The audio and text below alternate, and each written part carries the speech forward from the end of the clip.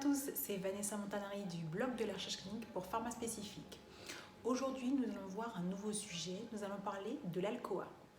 ALCOA, c'est en fait c'est un sigle qui a été intégré il y a à peu près, on va dire, 2 ans à peu près, dans les ICH GCP R2. Donc R2, c'est la dernière version des ICH GCP puisqu'il y avait une version R1 qui avait été créée en 1996 et donc dans la version qui a été à peu près distribuée vers il y a à peu près 2 ans, cette notion a été rajoutée. Voilà, donc moi ce que je voudrais c'est qu'on développe en fait ces différents ce cycle. Voilà, donc ALCOA. Donc le premier sigle, donc A, attributable. Donc attributable, en fait, c'est attribuable. On doit avoir la possibilité de trouver qui a fait quoi. Donc par exemple, qui a écrit ceci dans le dossier médical ou qui a signé tel document. On doit pouvoir retrouver grâce à la delegation log avec la liste des différentes personnes à qui on a délégué le projet. On doit pouvoir retrouver ces informations-là grâce à la date et aux initiales de la personne ou à la signature. C'est donc la première lettre. Ensuite, on a la lettre L, donc legible, lisible. Donc, les données doivent être lisibles à long terme dans le cadre de l'étude clinique. Donc, on doit pouvoir garder la donnée pendant très longtemps. Vous savez qu'un essai clinique, dans le cadre d'un essai clinique, les données sont conservées pendant au moins 15 ans en France. Donc, il faut que les données puissent être conservées dans le meilleur état possible en cas de nécessité. C'est pour cela qu'il faut que les données soient lisibles. Et pour cela, on peut par exemple faire, dans le cas des ECG, des fois sur les ECG, les données peuvent partir au fur et à mesure du temps. Donc surtout les ECG qui sont faits sur du papier, version papier. Donc le mieux, souvent c'est de faire une photocopie de ces ECG, de le mettre dans le dossier, une copie certifiée conforme et de les garder comme ça. On sait que si jamais la donnée doit partir, doit s'effacer, en tout cas, on aura la donnée copiée, certifiée conforme. Le mieux est de trouver la meilleure solution quand même pour que la donnée ne puisse pas s'effacer, mais si jamais on est vraiment dans une situation où on ne peut pas, à ce moment-là, vous voulez faire une copie certifiée conforme. Ensuite, on a la lettre C, contemporaneous, contemporaine. Donc en gros, il ne faut pas antidater ni post-dater une donnée.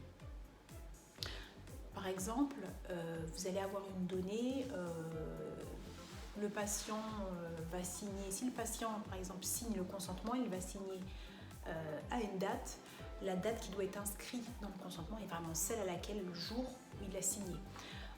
Les dates qu'on inscrit dans le cadre de l'étude doivent être réellement celles à laquelle les choses se sont passées. O, la lettre O, original. Donc ça veut dire original. Les données doivent provenir en fait de la source initiale. C'est-à-dire que les données doivent ressortir de la source première sur laquelle il a été écrit. Je vous donne un exemple. Si le médecin a un agenda et que c'est sur cet agenda qu'il note certaines informations, la donnée doit être récupérée de cet agenda. Pas d'une copie, d'un recopiage de cet agenda. Parce que vous savez que quand on recopie quelque chose, souvent on recopie les choses avec erreur. Malheureusement, nous sommes des humains et c'est souvent comme ça. Donc le mieux, et c'est vraiment ce que demandent les bonnes pratiques cliniques, c'est de récupérer ce qu'on appelle les données originales, donc qui viennent du dossier source. A comme accurate, donc la donnée doit être exacte. Donc elle doit être, ce soit la donnée qui a exactement été prise, qu'elle soit conforme à ce qui est dans justement ce dossier source, dans ce qui est cette donnée originale. Pour terminer, on a également la lettre C, complète. Donc il faut que la donnée soit complète. Quand on dit complète, ça veut dire qu'il y ait toutes les informations nécessaires. Toutes les informations doivent être fournies.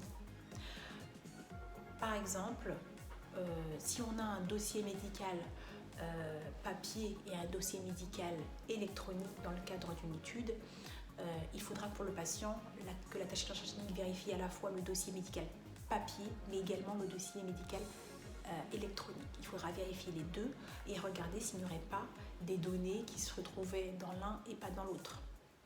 Parce que les données, elles doivent être complètes et comme ça, en ayant regardé tout le dossier, on pourra récupérer toutes les données, donc les données seront à ce moment-là complètes. Et il faudra également regarder tous les autres dossiers nécessaires. S'il y a un dossier qui se trouve au service de dermatologie, il faudra récupérer ce dossier. Il faudra regarder toutes les informations nécessaires et avoir toutes les données les données les plus complètes possibles. J'espère que cette vidéo vous aura aidé. Si vous avez aimé ce programme, vous pouvez j'aime en bas de la vidéo. Si vous voulez en savoir plus sur l'essai clinique, vous pouvez aller sur le blog de la recherche clinique. Le lien est ici. Si vous voulez en connaître plus sur notre CRO pharmaspécifique, qui est une CRO spécialisée en recherche clinique, vous pouvez aller sur ce lien. Donc, le site web est là. Sachez que Pharmaspécifique a créé un guide pour vous aider à mieux appréhender les études cliniques. C'est un guide d'une centaine de pages qui est un retour d'expérience de nos équipes. Vous pouvez le télécharger en bas de la vidéo. Je vous remercie d'avoir regardé ce programme. À bientôt. Au revoir.